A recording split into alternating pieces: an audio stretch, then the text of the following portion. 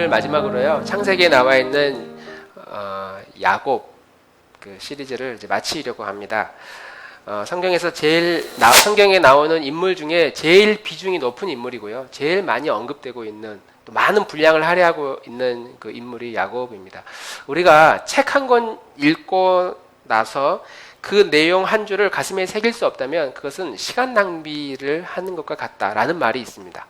물론 제가 한 말이라 별로 신빙성은 없지만, 그래도 우리가 설교를 들을 때 유행가 부르는 것처럼 흥얼거리고 좋다 하고 넘어가는 듯 하는 것처럼, 이 설교를 그렇게 들으면 시간 낭비는 아니겠지만 크게 의미가 없다고 생각합니다. 설교 한 편이나 아니면 이 야곱에 대한 이야기를 들으면서 한 문장, 한 언어, 한 줄을 내 마음의 지식의 창고에 새겨 넣는 일은 매우 중요합니다. 그것을 새겨 넣는 사람과 그렇지 않고 흘려 듣는 사람, 꺼내서 다시 사용할 수 없는 사람의 인생은 분명히 다를 거라고 생각합니다.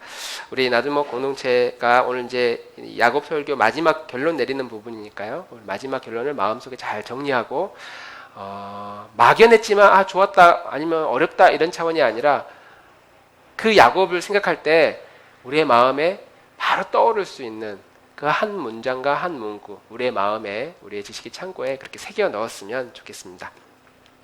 자, 이제 오늘은 죽은 줄만 알았던 요셉이 천신만고 끝에 옆에 나라 애굽 제국의 총리가 되어 있는 모습을 보고, 그 나라로 이 아버지 야곱과 그 가족들이 다 내려가서 이제 조하고 그 왕을 대면하는 장면을 기록하고 있습니다. 이방 사람이 외국에 가서 그 나라의 총리가 된다는 건 대단히 어려운 일이지만, 역사적으로 이런 경우가 종종 있었습니다. 그 나라의 민족이 아니라 다른 민족이 그 나라를 다스리는 경우가 종종 있었죠. 예를 들면 중국의 원나라도 중국 사람을 몽골 사람들이 다스렸어요.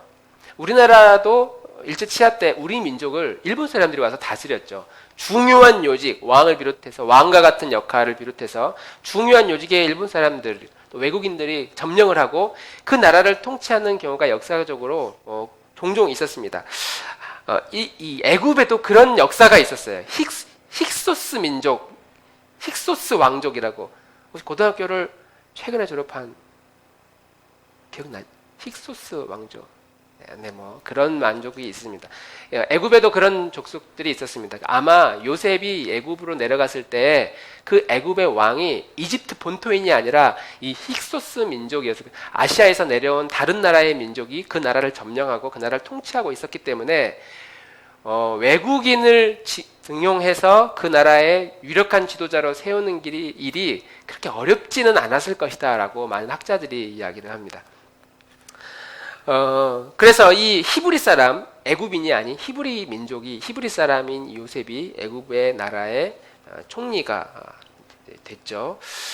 팔려온 지 약 15년 정도, 10대 중후반 때 형들에게 팔려와서 그곳에서 감옥에 있다가 종살이를 하다가 애굽의 총리가 되고 7년 기근을 맞이하고, 7년 흉년 맞이하고, 이제 기근이 시작되자마자 애굽뿐만 아니라 이 가나안 지역을 비롯한 북아프리카의 지역이 난리가 났습니다. 먹을 것을 구하지 못해가지고 난리가 났습니다.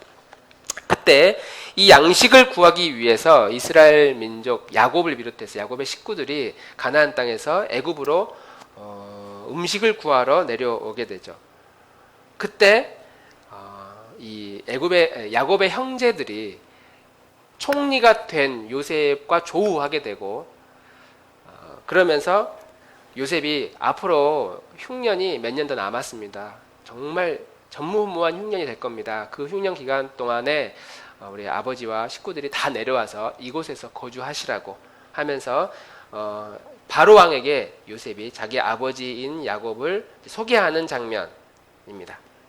그게 7절에서 10절 기록하고 있죠. 우리 7절에서 10절 같이 한번 더 읽어보겠습니다. 시작.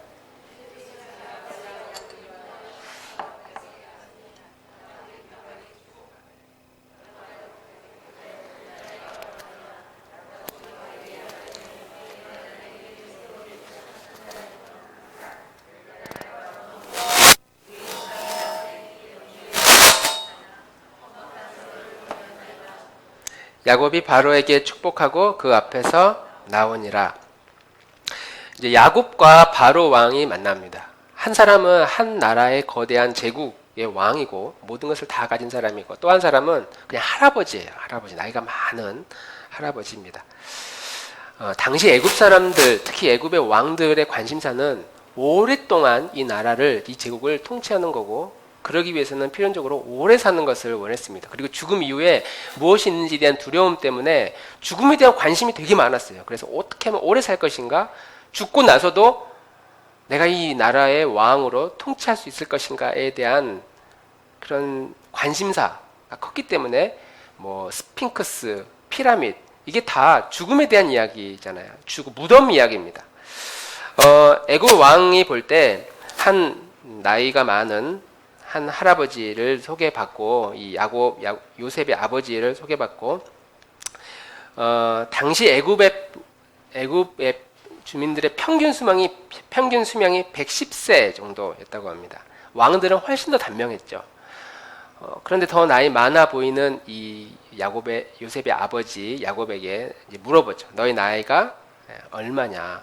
우리 글 성경에 내 나이가 얼마냐 이렇게 물어보는데, 우리가 누군가가 그렇게 물어보면 어디다 대고 반말이냐, 나서 가 하면서 좀 버릇없이 표현하는 이지만, 우리는 이 존댓말, 존칭어를 중요하게 여기지만 외국은 또 그런 게 아니니까 내 나이가 얼마냐, 노인장, 그래서 당신의 올해 나이가 몇이요? 이제 이렇게 물어봤겠죠. 야곱이 이야기합니다. 내 나그네 길의 세월이 130년 되는데 내 나이가 얼마 되지 않는다. 바로의 왕 입장에서는 부러울 만한 나이입니다. 130세라고 하니까. 그런데 야곱은 그런데 내 조상들에 비하면 얼마 되지 않았다. 그러면서 내가 내 나그네 선조들의 길에 미치지는 못했지만 힘들게 살았다. 험악하게 살았습니다. 라는 이 9절의 이 고백은요, 야곱의 자서전적 주제문, 이 창세기를 마무리하고 야곱의 인생을 한 문장으로 요약하라고 하면 표현할 수 있는 한 자기의 중요한 고백입니다. 한마디로 저 힘들게 살아왔습니다 라는 거죠. 힘들게 살아왔습니다.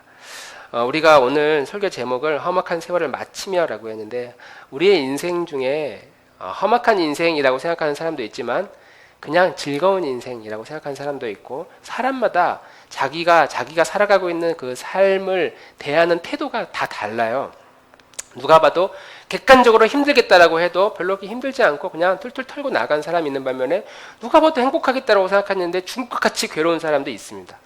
자신의 인생을 대하는 태도가 사람마다 다 다릅니다. 그런 점에서 야곱이 이렇게 살았으니까 우리도 이래야 돼 이렇게 생각한다는 건 너무 좁은 관점이고, 야곱이 이렇게 험악한 인생을 살아왔다고 할 때 우리는 그러면 험악한 인생이라는 게 뭘까? 오늘 함께 생각해 보고 싶은 거, 험악한 인생이라는 게 도대체 뭘까? 그리고 야곱을 보면서, 그리고 야곱을 통해서 우리에게 하나님이 말씀하시는 바가 무엇인지, 그리고 야곱을 설명하기 위해서 하나님이 사용하시는 도구가 있는데 그 도구가 누구인지에 대해서 함께 살펴보려고 합니다. 저는 험악한 인생이 뭘까라고 생각해 보면 이렇게 정의를 내려봤습니다. 험악한 인생이란 하나님이 누구인지 알지 못한 채 살아가는 모든 인생, 하나님이 누구인지 모른 채 살아가는 모든 인생, 저는 이런 인생이 험악한 인생이다라고 생각합니다. 근데 이런 관점으로 보면 바로 앞에서 고백하는 이 야곱이 제가 험악한 인생을 살았습니다라고 말은 하고 있지만, 이런 관점으로 보면 당신이나 나나 똑같이 험한 삶을 살고 있지 않느냐, 이런 관점으로 이해할 수 있죠. 바로도 하나님을 알지 못한 사람이었기 때문에 바로 왕이나 야곱이나 다 험악한 인생을 살고 있는, 차이가 있다면 한 사람은 내가 험악한 인생을 살고 있다는 것을 고백하는 사람이고, 한 사람은 제가 지금 왕인데, 한 나라의 왕인데, 당신 노인 같은 당신에 비하면 내가 얼마나 가진 게 많은데 하면서 험하지 않은 것처럼 보여지만 사실은 매우 험악한 인생을 살고 있는, 하나님이 누구인지 모른 채 살아가는 인생인 이런 모습을 보면 두 부류가 있죠. 바로처럼 아예 불신자의 부류가 있습니다. 하나님을 모르는 사람, 하나님을 안 믿는 사람, 교회 안 다니는 사람, 내 주변에 하나님이 어디 있냐, 아니면 하나님에 대해서 아예 관심이 없고 살아가는 그런 사람들이 있고, 또 한 부류, 야곱처럼 하나님을 믿어요. 경험도 하고 체험도 하고 신앙생활을 하고 있습니다. 하고 있는데도 체험도 많이 하고 신앙생활 열심히 있는데도 여전히 하나님이 누구인지를 인격적으로 만나지 못한, 그냥 스케치는 하겠지만 색깔을 칠해 넣을 수 없는 사람, 그런 사람이 생각보다 교회 공동체 안에 많이 있습니다. 그런데 그래서 종교적으로 열심도 하고 교회도 안 빠지고 헌금도 많이 하고 신앙생활도 열심히 하고 있지만 하나님이 누구인지, 예수님이 어떤 분인지에 대해서 모르는 사람들이 교회 안에 꽤 많이 있더라. 그런 사람들을 우리는 교회 문화는 잘 알고 있지만 복음은 모르는 사람, 이렇게 또 정의할 수 있겠죠. 교회 문화는 익숙해. 오면은 어떻게 행동해야 되고, 내가 교회에 다닌다는 나름대로의 내 자신의 어떤 브랜드, 나 종교가 있어, 나 교인이야, 나 기독교야 라고 말하면서 생각하고 행동하는 그런 교회 문화는 잘 알고 있지만 정작 하나님 자신을 잘 모르는 사람들이 참으로 많이 있다. 그런데 하나님을 알아가는 게 쉬운 일이 아니거든요. 하나님을 알아가는 건 매우 어려운 일입니다. 그러니까 아는 것, 신앙이 이런 거구나. 하나님이 이런 분이시구나. 알 것 같다가도 어느 날 무너진 내 마음과 내 삶의 모습들을 보면 내가 아직 하나님을 잘 모르는 것 같다. 그리고 하나님을 더 알기 위해 열심히 노력해서 뭐 공부도 하고 기도도 하면서 은혜의 자리로 막 나아가지만 또 어느 날 열심히 순종했는데 순종한 것에 대한 결과가 정반대로 나오면 또 마음이 무너집니다. 그러니까 이런 생각을 좀 반복하다 보면 이제 교회 문화에 이제 득도하죠. 그래서 더 이상 발을 담그지는 않아요. 떠나지도 않지만 담그지도 않은 채 이렇게 주변을 맴도는 그런 신앙생활을 많이 하게 됩니다. 야곱의 모습을 보면 야곱이 그랬어요. 그가 베델로 올라갈 때도 하나님 만났죠. 다시 받던 아람에서 베델로 돌아올 때도 하나님을 만났습니다. 그리고 베델로 자식들이 사고 쳐가지고 우리 베델로 올라가서 제사를 드리자 할 때도 하나님을 만났고, 애굽으로 내려오기 직전에도 하나님이 직접 만나서 애굽에게 계속 사인을 해주셨습니다. 그래서 야곱은 하나님이 이런 분이시구나를 끊임없이 깨달았지만 야곱의 여정 하나하나를 보면 그는 여전히 하나님이 누구이신지 잘 몰랐던 사람이라고 우리는 표현할 수 있죠. 하나님이 누구인지 모르는 사람. 그래서 사도 바울은 이제 이렇게 표현합니다. 에베소서 3장 13절에 우리 4장 13절에 우리 같이 한번 읽겠습니다. 큰 소리로 시작.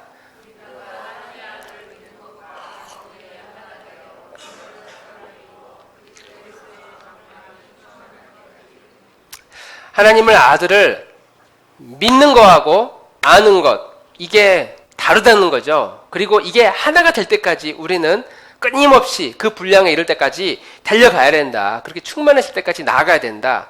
그러면 지금 우리들의 모습은 하나님을 알고는 있지만 실제로 믿지 않는, 믿는다고 말하는 게 아니라 믿음의 행위, 열매들이 내 안에 없는 그런 모습들을 보면 얼마나 우리가 믿는 것과 아는 것을 제대로 통일시키지 못한 채 신앙생활을 해나가고 있는지, 이건 우리 성도들뿐만 아니라 목회자뿐만 아니라 모든 교인들에게 예외 없이 누구라도 내가 믿었고 내가 믿는 줄 알았는데 어떤 문제들을 딱 경험하고 나면 내가 믿음이 참 부족하구나, 내가 아직 약하구나, 내가 잘 모르는구나 라고 우리는 끊임없이 경험할 수 있는 거죠. 그러면서 우리는 이 야곱의 이야기를 들으며 남 이야기하듯 결코 말할 수 없는 게, 야곱의 인생이 끊임없이 꿈속에서 아니면 야복강 강가에서 하나님을 만난 놀라운 경험을 했어도 그의 삶의 열매를 보면 하나님 모르는 것처럼 행동할 때가 참 많이 있었고, 그게 남 이야기가 아니라 우리 이야기다, 나의 이야기고, 어쩌면 그게 내 과거의 이야기면 참 좋지만 앞으로 내 미래의 이야기도 될 수 있는,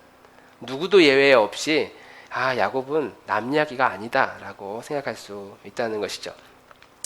그래서 우리는 야곱을 험악한 인생을 살아봤고, 그리고 오늘 이 자리에 우리가 과거에 막 끔찍한, 내가 감당할 수 없는 인생의 어려움을 만났지만 지금은 평안하니 살만합니다 라고 우리가 고백하더라도 언제든지 지금 그리고 하나님과의 관계에 있어서 내 미래, 우리 험악한 삶을 살아갈 수 있는 가능성이 있는 연약한 존재다. 그래서 우리는 모래처럼 뿔뿔이 흩어져 있으면 안 되고 함께 모여서 한 사람이라도 넘어지지 않고 쓰러지지 않도록 이 험악한 인생길로 다시 빠져들어가지 않도록 격려하고 지지하는 그런 공동체를 우리가 추구해야 된다라고 생각하는 것이죠. 야곱의 모습을 보면 하나님을 믿었지만 알았지만 여전히 험악한 인생, 하나님을 자꾸 놓치며 살아가는 인생의 모습을 우리는 볼 수 있습니다. 그러면 하나님은 야곱을 통해서 한 인생이 얼마든지 이런 험한 인생을 살아갈 수 있다고 보여주는데 이 험악한 인생을 살아온 야곱이 어떤 모습인지를 보다 선명하게 보여주기 위해서 사용한 도구가 있습니다. 도구. 그 도구가 혹시 누구일까요? 예서가 야곱의 험악한 인생을 성경이 설명하기 위해, 하나님이 설명하기 위해서 사용하는 한 인물이 있어요. 야곱과 대비되는 바로 오늘 바로 앞에 지금 대면하고 있으니까 왠지 이건 틀림없이 답이다 하면서 다른 보기를 읽지 않고 답 하면서 딱 찍죠. 보기를 좀 더 봤어야 되는데 바로 아니고 물론 바로도 맞아요. 바로 앞에 지금 서서 제가 나그네 길 험악한 인생을 살았습니다 라고 말하고 있지만 당신이나 나나 똑같소. 지금 그런 마음이 우리는 그렇게 해석할 수 있으니까 좋아요. 바로 말고 또 한 명이 있다면 혹시 누가 있을까요? 이거 맞추면 오늘 떡 하나 그냥 드리도록 할게요. 3개짜리로. 네? 누가 얘기했었나요? 에서. 또? 바로 야곱의 험악한 인생을 설명하기 위해서 사용하는 누구요? 요셉, 라반, 뭐 다 나오네요. 이제 뭐 야곱, 라반. 지금 우리 최숙희 전사님이 지금 엉덩이가 근질근질해야지, 입이 지금 근질근질해야지 말하고 싶어가지고. 야곱은 지금 험악한 인생을 살았잖아요. 그러면 야곱을 설명하기 위해서는 험악하지 않은 인생을 살아온 사람을 이제 끄집어내야 되거든요. 그런데 지금 말하는 사람들 중에 험악하지 않은 인생이 누가 있어요? 라반. 잘 살았습니까? 바로 왕. 험악한 인생이죠. 하나님을 알지 못하니까. 에서는 믿음의 계보에서 지금 이탈해가지고 지금 거의 이방인급으로 지금 이제 더 이상 언급되지도 않습니다. 요셉, 누가 요셉의 인생을 험악한 인생이 아니었다고 말할 수 있겠어요? 루벤, 이제 또 다 나왔는데 룸부터 레위, 시므온도 다 나와야죠. 네? 요셉? 방금 예은이가 생각할 때 요셉이 험악한 인생이 아니었다고 생각하니? 네, 제가 여기서 한쪽에서 지금 이야기를 해줘가지고 우리 요셉 그러면 되게 고생스러운 삶을 살았던 사람으로 이해하잖아요. 그런데 성경은 요셉을 험악한 인생이 아니었다고 설명을 하고 있습니다. 그러면 우리가 이렇게 생각할 수 있죠. 그래, 요셉은 말미에 한 제국의 총리가 됐으니까 한때는 고생했지만 한때는 고생하지 않은 사람이라고 생각할 수 있죠. 그래서 그의 초기에는 형들에게 팔려가고 그럴 때는 고생스러운 험한 삶을 살았으나 그러나 총리가 됐을 때 그의 금수저 꽃길을 걸을 때 그는 이제 앞길이 형통한 길이 열려진 사람. 그래서 그가 고생하지 않은 험악한 인생을 살지 않은 사람이라고 말할 수 있지만 그러나 요셉 스스로 내가 총리가 된 이후부터 형통한 삶을 살게 됐습니다. 이렇게 말하지 않아요. 요셉은 그가 형들에게 팔려가는 그 순간부터 감옥에 있을 때부터 억울한 누명을 받을 그 순간까지 그리고 한 나라의 재상으로 총리가 될 때까지 이 요셉은 한결같이 이야기를 합니다. 만약에 자신의 팔려갔던 또 어두웠던 종로로 됐던 그 과거 가족을 잃어버리고 홀로 외롭게 한 가정에 종살이를 하고 있을 그 시절을 아주 어둡고 험악한 인생이었다면 요셉이 나중에 형님들을 만났을 때 그 이야기를 해야 돼요. 내가 형님 만나가지고 얼마나 고생했는지 아시냐고. 내가 홀로 팔려가가지고 얼마나 밤마다 많이 울었는지 아냐. 내가 얼마나 험악한 인생을 살았는지 아시냐고. 이야기를 해야 되거든요. 그런데 요셉의 인생을 보면 우리가 볼 때 객관적으로 정말 힘들었던 그 시간들을 조차도 형님들 만난 다음에 전혀 반대 이야기를 해요. 형님들이 저를 팔았는데 저 그때 솔직히 힘들었다고, 외로웠다고, 어려웠다고 이렇게 이야기를 하는 게 아니라 형님들이 저를 팔았는데 이거 하나님이 하신 거라고. 하나님이 하셔서 형님들을 통해 나를 이곳으로 먼저 보내셔서 이곳에서 하나님 나를 총리로 세우셨다고. 하나님이 우리 가족을 구원하기 위해서 이미 이 계획을 하고 계신 거였다고 하면서 자기가 팔려갖고 인생에 누가 봐도 객관적으로 어려웠다고 여겨지는 그 시간들을 험악한 세월이라고 고백하지 않습니다. 오히려 하나님이 나와 함께 해주었던 시간이다라고 고백을 하는 거죠. 요셉이 이것을 언제부터 깨달았느냐? 총리가 된 다음에 깨달은 게 아니라 어려운 순간에 빠졌을 때, 감옥에 빠졌을 때 신분이 가정에서 사랑을 제일 많이 받는 아들이 아니라 한 가정에 알아주지도 않은 종살이 하고 있는 그 순간부터 요셉은 하나님을 찾기 시작했을 겁니다. 아마 질문했겠죠. 하나님, 왜 하나님 저에게 하필 이런 일이 일어나야 됩니까? 왜 내가 지금 여기서 이런 생고생을 해야 됩니까? 하나님, 저 집에 가고 싶습니다. 아버지와 형들에게 가고 싶습니다. 하나님께 끊임없이 질문을 쏟아 부었을 겁니다. 이게 기도죠, 기도. 하나님이 가장 기뻐하시는 기도입니다. 내가 이해할 수 없는 문제 앞에 내 현실을 있는 그대로 아뢰이고 나아가는 것. 이게 하나님이 가장 기뻐하시는 기도입니다. 그리고 요셉은 이 기도를 통해서 기도가 응답되지 않는 이 현실에 좌절한 게 아니라 이 기도를 통해서 하나님이 누구이신지에 대해서 끊임없이 깨달아갔어요. 하나님에 대한 지식이 아버지로부터 아니면 선조들로부터 할아버지로부터 어렴풋하게 들었던 여호와 하나님이 누구이신지에 대한 그 흔적들을 조금씩 발견합니다. 그리고 그것을 배우면서 그 감옥 안에서 그가 지금 처해 있는 그 현장에서 내가 만난 내가 알게 된 그 하나님을 삶으로 조금씩 실천해 나아갔던 것이죠. 인생에 가장 험악했다고 여겨지는 그 순간에 하나님이 누구이신지를 배워나가고 알아가고 그것을 실천하면서 시간을 보냈습니다. 그래서 스스로 형님들 앞에 섰을 때 형님들 제가 얼마나 힘들었는지 아십니까? 이렇게 말하지 않고 제가 얼마나 험악한 세월 살았는지 아십니까? 이렇게 말하지 않고 이 모든 것이 다 하나님이 하셨습니다. 이렇게 믿음의 고백을 하고 있는 것이죠. 이 이야기를 야곱이 요셉을 만났을 때 들었을 겁니다.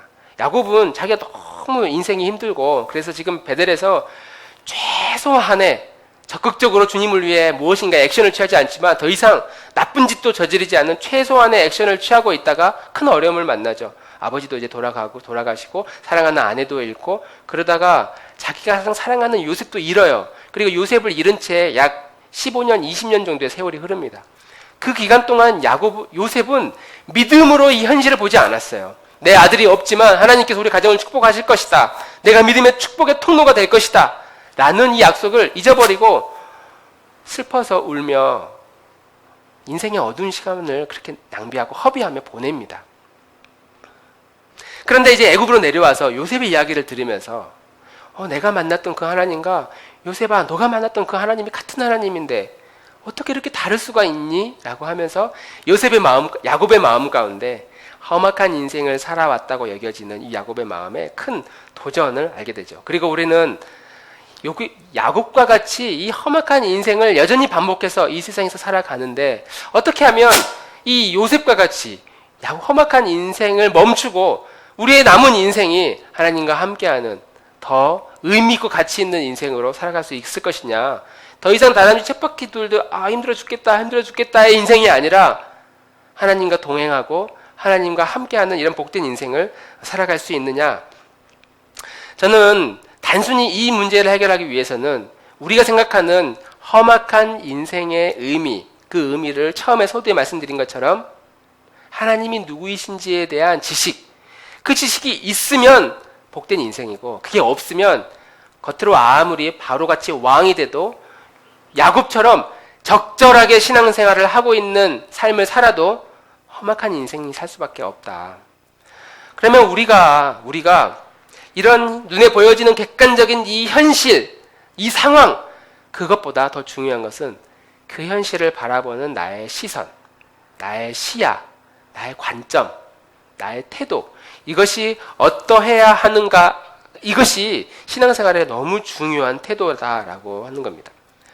야곱은, 그런 점에서 야곱은 사서 고생하는 거니까, 자기가 사서 고생한 거니까 사실 험악한 세월을 살았다고 고백하면 안 돼요. 자기가 선택한 거니까. 그런데 요셉은 억울한 일을 굉장히 많이 당했거든요. 그래서 객관적인 지표만 봐도 요셉은 험악한 세월을 살았다고 말할 수 있는데, 내 주변에 펼쳐지고 있는 이 현실과 이 환경 자체가 나를 힘들게 하고 나를 어렵게 하는 게 아니다라고 한다면, 그러면 우리는 야곱처럼 살고 있어도, 그래서 내 환경이 내가 선택한 어떤 어려움이 있을 수도 있고, 아니면 요셉처럼 부득이하게 아무 잘못한 게 없는데 내 인생의 이 무거운 해결할 수 없는 짐, 이 꼬여있는 삶의 문제들, 내가 태어나서 자란, 내가 선택하지도 않은 나의 집안의 환경, 지금 겪고 있는, 과거에 겪었던 경제적인 문제, 건강의 문제, 깨진 인간관계, 아니면 삶의 결핍들, 외로움이나 답답한들, 누가 봐도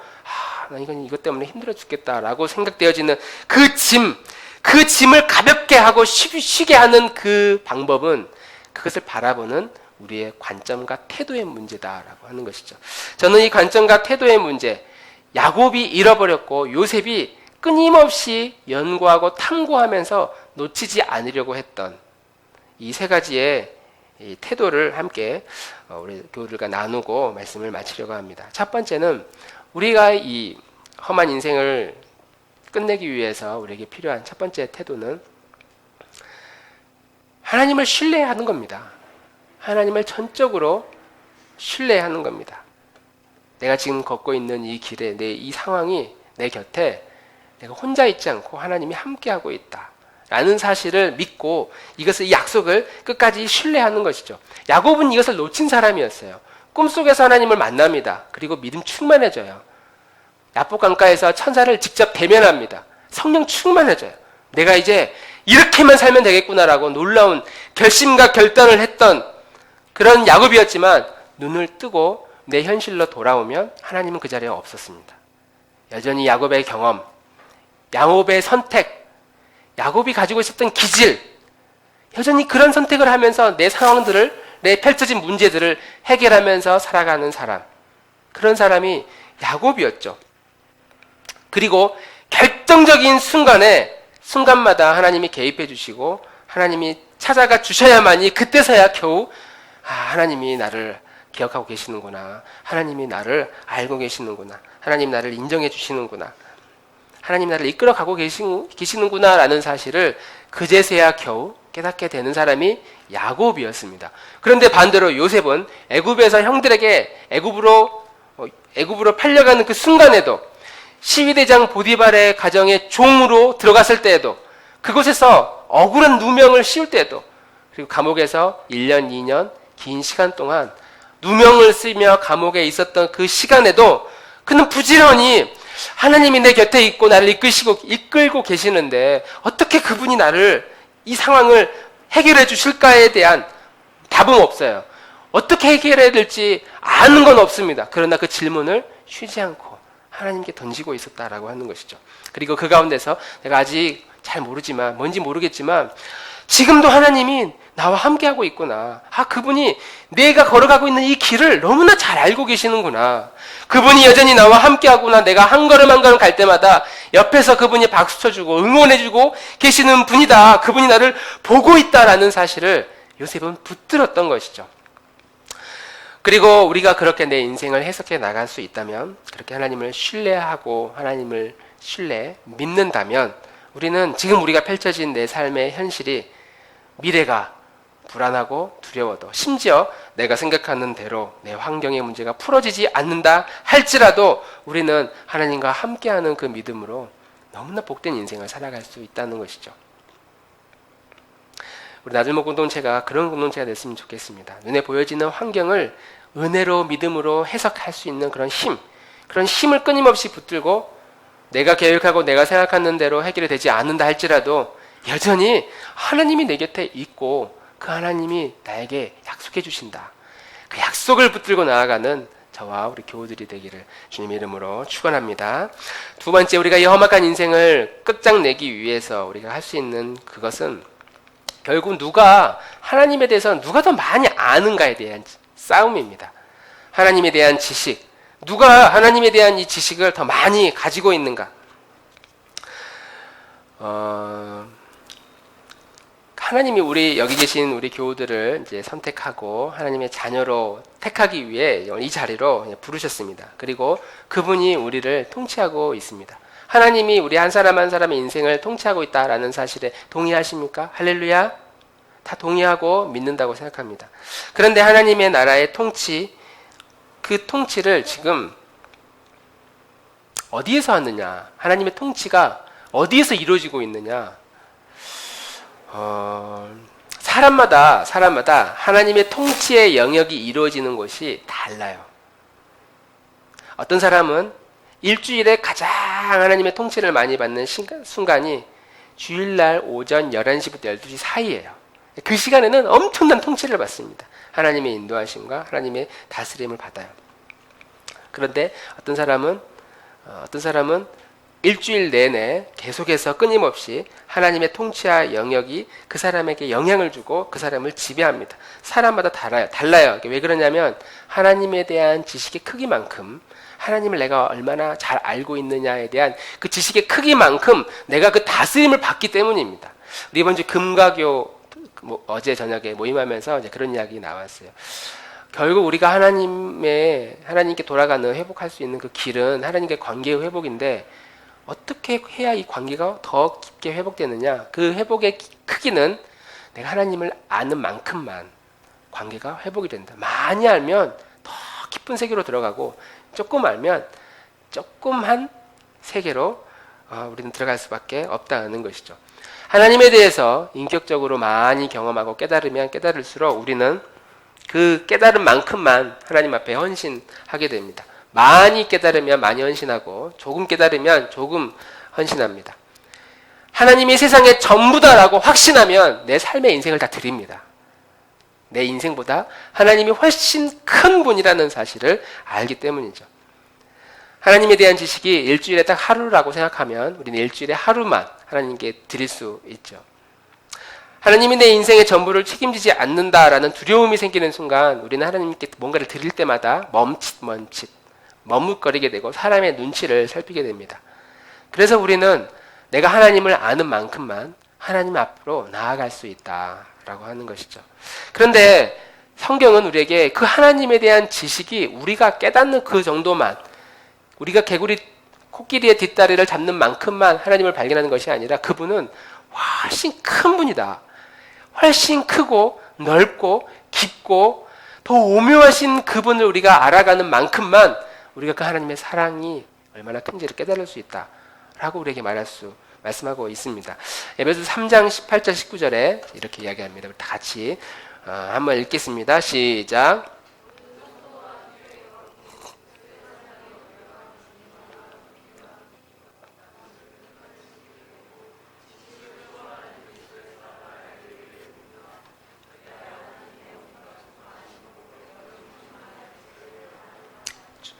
여러분이 충만해지기를 바랍니다. 우리를 향한 하나님의 사랑이 내가 하나님을 아는 만큼 우리가 그 하나님이 내 안에 들어온다면 하나님이 나를 향한 그 사랑이 얼마나 큰지, 얼마나 넓은지, 내가 아는 내 생각의 틀보다 얼마나 더 높은지 깊은지를 깨닫기를 바란다라고 하는 것이죠. 바로왕 앞에 선 이 야곱은요, 한 사람은 제국의 왕이었고 야곱은 그냥 가족들, 자식들 좀 많은 거대한 족장 정도, 한 군대 정도도 되지 않는 그냥 한 가족들의 가장 정도였습니다. 그런데 이 순간만큼은 요셉의 이야기를 듣고 자기가 경험했던 하나님과 요셉이 경험한 하나님의 차이가 있으면 경험하고 이제 바로 앞에 서서 바로에게 자기의 이 신앙의 고백을 하고 있을 때 이 야곱은 단순히 왕 앞에 한 노인네의 수준이 아니라 당신은 이 나라를 다스리지만 내가 믿는 그 여호와 하나님은 단순히 우리 가족들의 하나님이 아니라 온 우주 만물의 하나님이었음을 담대하게 선포해요. 그래서 믿음으로 바로 왕을 축복했던 거죠. 지금 누가 누구를 축복할 수 있는 상황입니까? 이 할아버지가 덕담으로 왕이시여 건강하고 오래 사십시오. 야곱이 지금 그런 말할 정도의 수준이 아니거든요. 내 뒤에 이 세상의 왕이신 당신보다 더 크신 여호와 하나님, 그 하나님이 나를 다스리고 있고 그 다스림으로 당신도 들어갈 때 당신의 인생이 복될 것입니다. 2번이나 축복합니다. 바로 왕을 2번이나 축복합니다.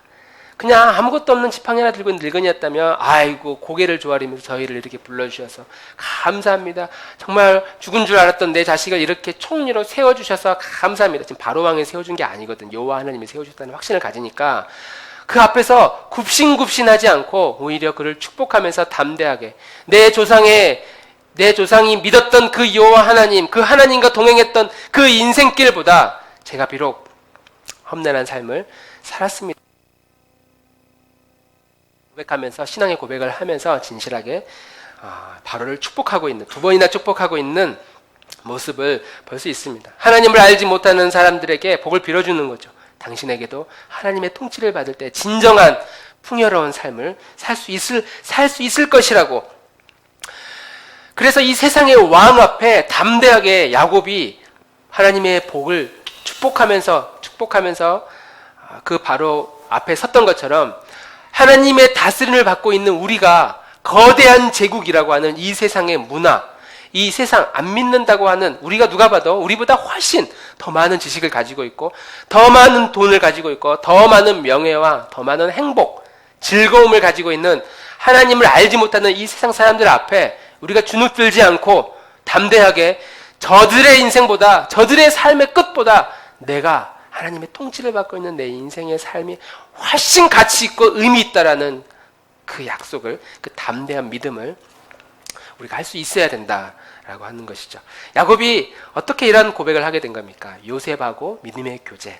요셉을 만나서 요셉이 믿었던 그 여호와 하나님에 대한 이야기를 듣고 보니까 어렴풋하지만 내가 실수했고 내가 놓쳤던, 그러나 여전히 나와 함께 하시는 그 하나님이 이 좁은 내 경험의 한계, 내 지식의 한계를 뛰어넘어서 더 크신 분이시구나, 더 위대하신 분이시구나 라는 사실을 경험하고, 그런 경험을 통해 지식의 확장이 되어지는 그 순간 바로 왕 앞에서도 담대하게 내가 가지고 있는 내 믿음의 신앙을 고백하였던 것이죠.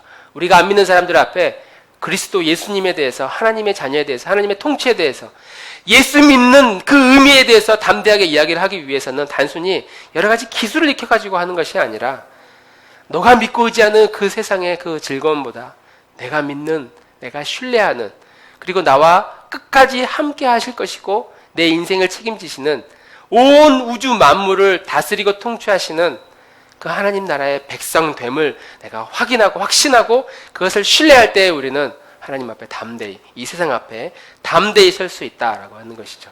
하나님에 대한 지식이 끊임없이 내 안에서 더 많이 깊어지고 넓어지고 확장되어지는 우리 교우들이 되기를 주님 이름으로 축원합니다. 세 번째, 인생의 험악한 인생을 끝내는 세 번째, 결국 우리는 어디를 보느냐에 대한 문제입니다. 야곱이 바라보았던 것, 요셉이 바라보았던 것, 비전이죠. 비전.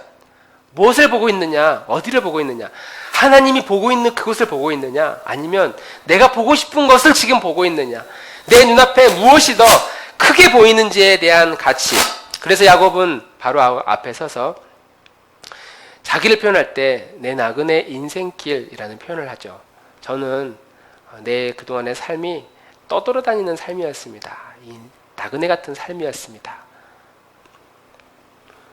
그 말 안에는 그러나 하나님의 통치, 왕이신 하나님의 다스림을 받고 있는 나에게는 영원히 그 다스림을 받게 될 약속의 땅이 있다. 내가 비록 받던 아람으로 떠나서 하나님이 넌 다시 돌아오게 될 그 땅이 있다라고 해서 베델로 왔지만 그리고 지금은 잠시 머물 애굽과 같은 곳으로 내려와 있지만 저에게는 하나님의 약속의 땅, 약속의 자리로 다시 돌아가게 될 영원한 하나님의 땅이 기다리고 있음을 저는 믿는다라고 하는 신앙의 고백을 하고 있는 것이죠.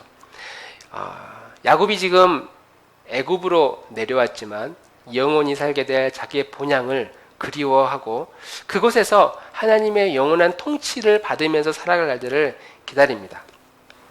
만약에 애굽으로 내려와서 잘 보여서 제가 애굽에서 잘 먹고 잘 살게 해 주십시오 라고 이야기를 하고, 그래서 실제로 요셉과 그 야곱의 가족들은 고센 땅에 정착해서 그것에서 목축 일을 하면서 번성하고 때를 이루어 나갑니다.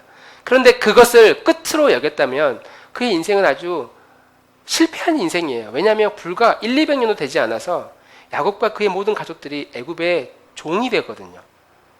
지금은 한 총리의 친인척으로 특혜를 누리며 내려왔는데 불과 100년도 지나지 않아서 그의 가족은 애굽이라는 제국의 모든 민족이, 히브리인들은 다 종살이하는 그런 신분으로 전락하게 됩니다. 실패한 거죠. 내가 지금 어디에 살고 있느냐, 번성하고 풍요로워지고 있느냐, 아니면 인생이 망하고 있는 것처럼 너무 힘드냐, 그 자체가 문제가 아니라 야곱은 결국 내가 하나님의 다스림을 받을 그 나라에 대한 기대와 소망을 가지고 있었다라고 하는 것이죠. 그런 관점으로 내가 비록 내가 원치 않은 애굽의 땅에 내려왔지만 저는 하나님의 놀라운 약속, 언젠가 가게 될 그 나라, 언젠가 받게 될 하나님의 통치를 믿습니다라는 이 믿음의 고백을 우리가 붙들 수 있다면 결국 우리는 오늘 이 한 주간 어디를 바라보며 살아가야 되는가, 무엇을 바라보며 살아가야 하는가에 대한 문제를 만나게 됩니다.